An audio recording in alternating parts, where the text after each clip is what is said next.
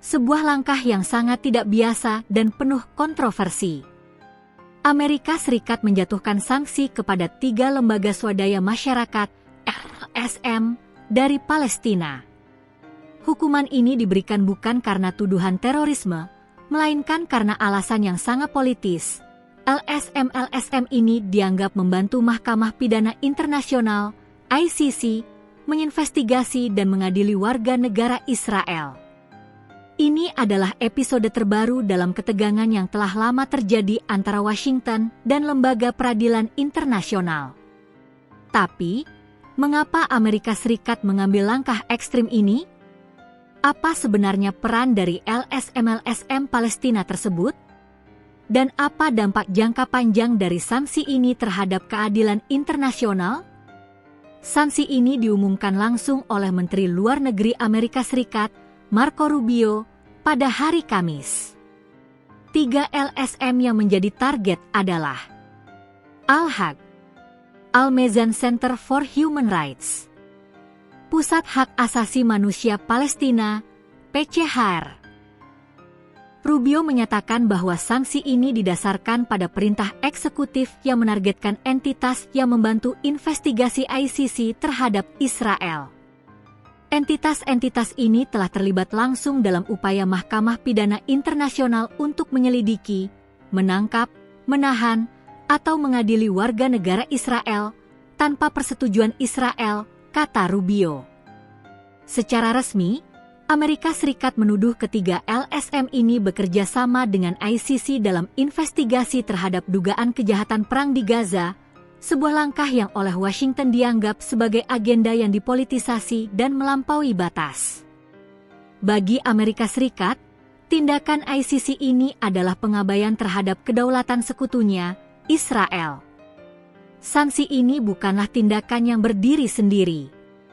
Ini adalah bagian dari kampanye sistematis dan berkelanjutan Amerika Serikat untuk melemahkan Mahkamah Pidana Internasional. Sejak awal berdirinya, Amerika Serikat menolak untuk menjadi anggota ICC. Washington berargumen bahwa ICC berpotensi menjadi alat politik dan mengancam kedaulatan negara karena dapat mengadili warga negara Amerika Serikat tanpa persetujuan Washington. Dalam beberapa bulan terakhir, ketegangan ini meningkat tajam. ICC telah mengajukan surat perintah penangkapan untuk para pejabat Israel dan juga pemimpin Hamas atas dugaan kejahatan perang. Langkah ini memicu reaksi keras dari Amerika Serikat.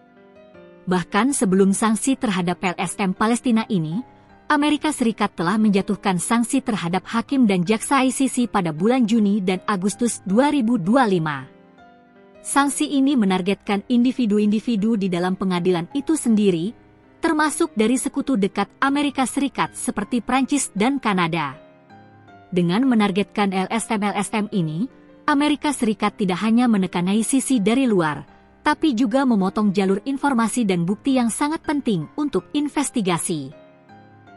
Langkah Amerika Serikat ini menuai kecaman keras dari berbagai pihak, termasuk dari lembaga-lembaga internasional terkemuka. Kepala Hak Asasi Manusia PBB, Volker Turk, menyebut sanksi tersebut sebagai tindakan yang sama sekali tidak dapat diterima. Ia menekankan bahwa LSM ini telah melakukan pekerjaan penting di bidang hak asasi manusia, terutama terkait akuntabilitas atas pelanggaran hak asasi manusia. Amnesty International juga mengecam keras sanksi baru ini, menyebutnya sebagai serangan yang sangat meresahkan dan memalukan terhadap hak asasi manusia dan upaya global untuk menegakkan keadilan. Menurut Amnesty, tindakan Amerika Serikat ini bertujuan untuk merusak fondasi keadilan internasional dan melindungi Israel dari akuntabilitas atas kejahatannya. Respons ini menunjukkan bagaimana dunia memandang sanksi Amerika Serikat bukan sebagai langkah melawan politik ICC, melainkan sebagai upaya untuk membungkam para pembela HAM dan menghambat proses hukum yang independen. Lalu, apa implikasi jangka panjang dari sanksi ini? Pertama, ini bisa menjadi preseden yang berbahaya. Negara-negara lain yang memiliki kekuatan militer besar bisa saja meniru Amerika Serikat untuk melindungi pasukan mereka dari investigasi internasional. Hal ini dapat melemahkan peran ICC dan hukum internasional secara keseluruhan. Kedua, sanksi ini akan berdampak buruk bagi masyarakat sipil. LSM seperti Al-Haq telah mendokumentasikan pelanggaran hak asasi manusia di wilayah Palestina selama puluhan tahun. Dengan menjatuhkan sanksi finansial dan visa, Amerika Serikat secara efektif mencoba mengeringkan sumber daya mereka, membuat pekerjaan penting mereka menjadi hampir mustahil. Ini adalah pertarungan antara kekuatan politik dan prinsip-prinsip keadilan.